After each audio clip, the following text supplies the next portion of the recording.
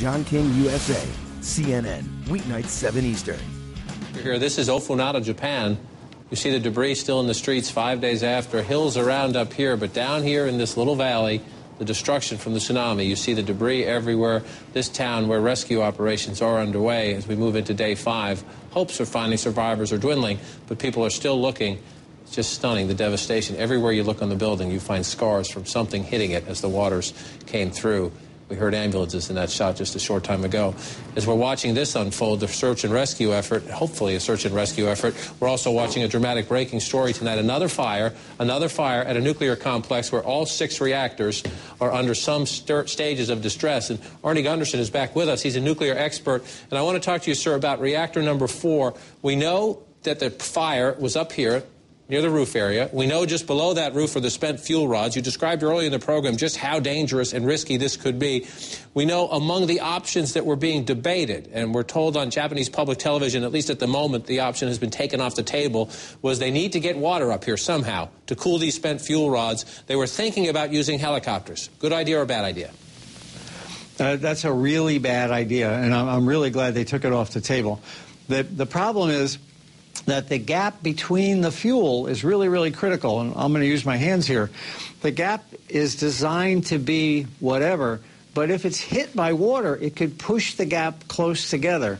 And what that could do is cause a nuclear criticality. It could cause a nuclear chain reaction to occur.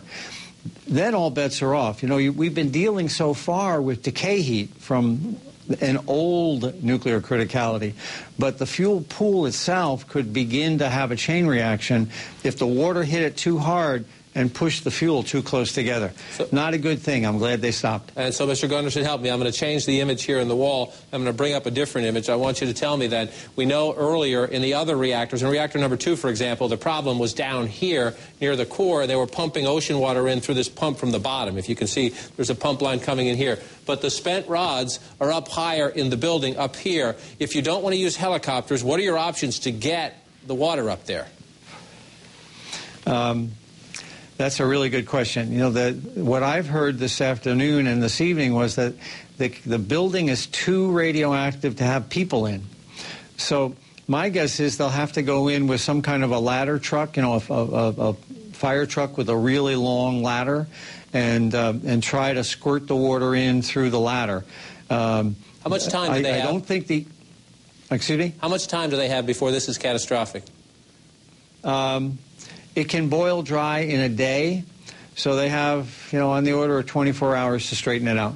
On the order of 24 hours. And if it boils dry, what happens? The fuel catches fire, the steel, the zircaloy begins to burn, and the radiation within the fuel volatilizes and becomes an aerosol. It becomes airborne. Arnie Gundersen, this is a very sober assessment. We appreciate your expertise. You've had experience building these spent fuel rod shacks, and we appreciate your expertise tonight. I can't tell you I enjoy what I'm hearing, but I'm glad we're getting it from someone who knows this so well. Mr. Gundersen, thank you so much.